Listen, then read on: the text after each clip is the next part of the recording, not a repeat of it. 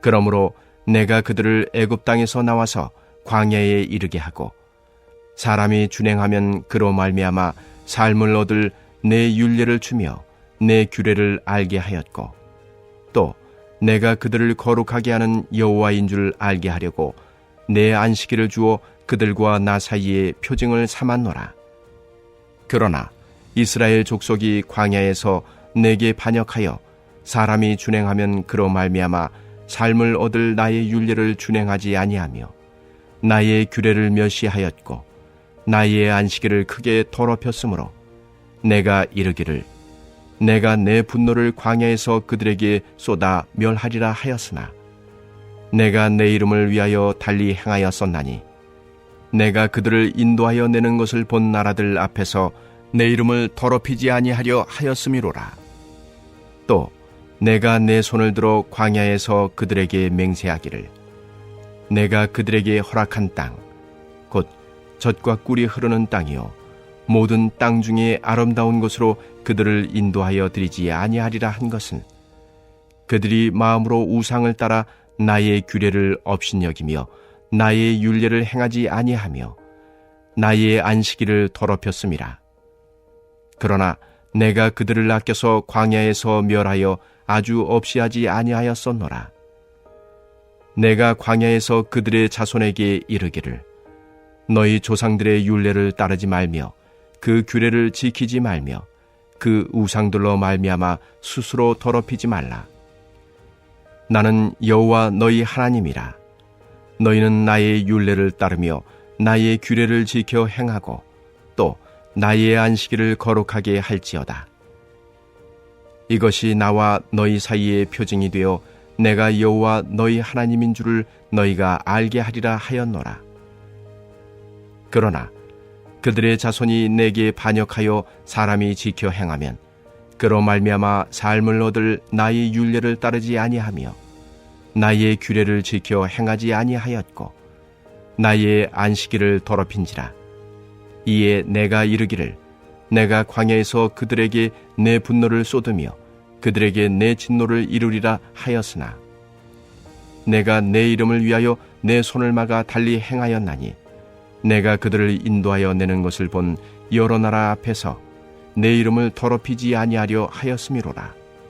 또 내가 내 손을 들어 광야에서 그들에게 맹세하기를 내가 그들을 이방인 중에 흩으며 여러 민족 가운데에 해치리라 하였나니 이는 그들이 나의 규례를 행하지 아니하며 나의 율례를 멸시하며 내 안식일을 더럽히고 눈으로 그들의 조상들의 우상들을 사모함이며 또 내가 그들에게 선하지 못한 율례와 능히 지키지 못할 규례를 주었고 그들이 장자를 다 화제로 드리는 그 예물로 내가 그들을 더럽혔음은 그들을 멸망하게 하여 나를 여호와인 줄 알게 하려 하였음이라.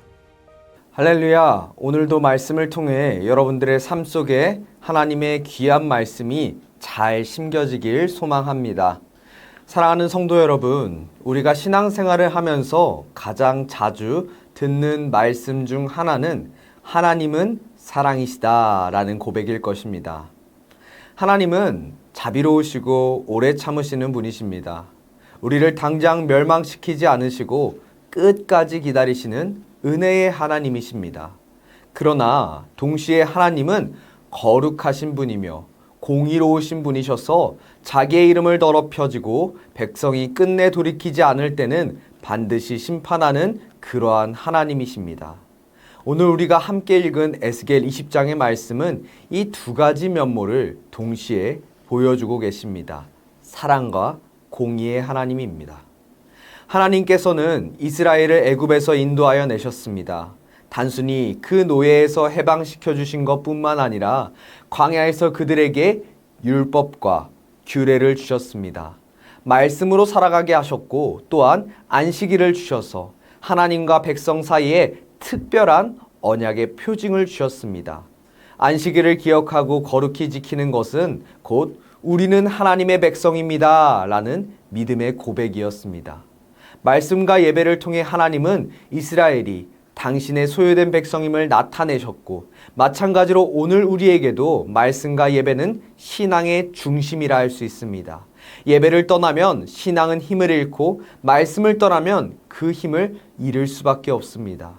그러나 안타깝게도 이스라엘은 그 은혜를 저버린 것입니다. 광야 1세대는 하나님의 규례를 거부하고 안식일을 더럽혔습니다. 하나님은 그들을 심판하시려 했지만 하나님의 이름이 이방 나라들 가운데 욕되지 않게 하도록 오랫동안 참으셨습니다. 그들을 완전히 멸망시키지 않으시고 다시 기회를 주셨던 것입니다. 여기서 우리는 하나님의 인내를 볼 수 있습니다. 그러나 여러분, 하나님의 인내는 죄를 묵인하는 것이 아니라 회개할 기회를 주신다는 것을 우리는 꼭 기억해야 합니다. 문제는 그들의 자녀 세대도 달라지지 않았다는 것입니다. 하나님께서는 이 세대에게 너희는 부모 세대처럼 행하지 말라라고 경고하셨습니다. 그러나 그들 역시 똑같이 불순종하였습니다. 세대가 바뀌어도 불순종은 단절되지 않고 이어졌다는 것입니다. 결국 순종의 문제는 단순히 한 세대의 타락이 아니라 신앙의 전수의 실패에서 비롯된 것입니다.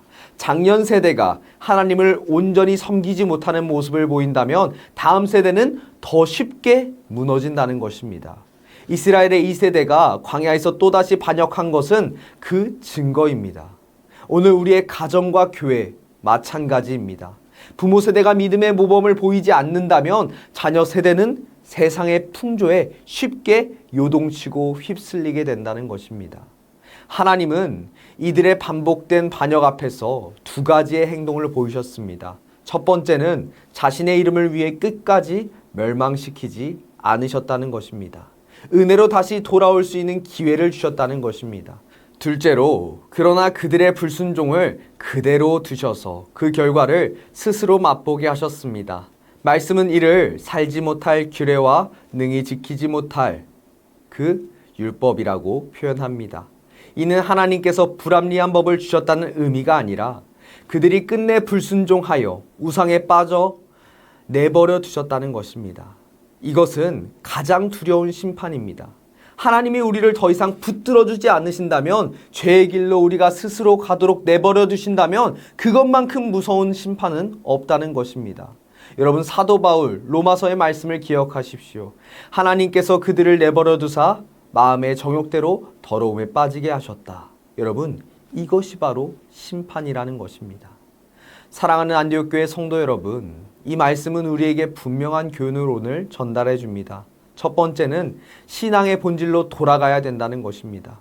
하나님께서 율법과 그 율례와 규례를 그리고 안식일을 주신 것은 백성이 말씀과 예배의 중심으로 살라고 돌아오라는 뜻입니다.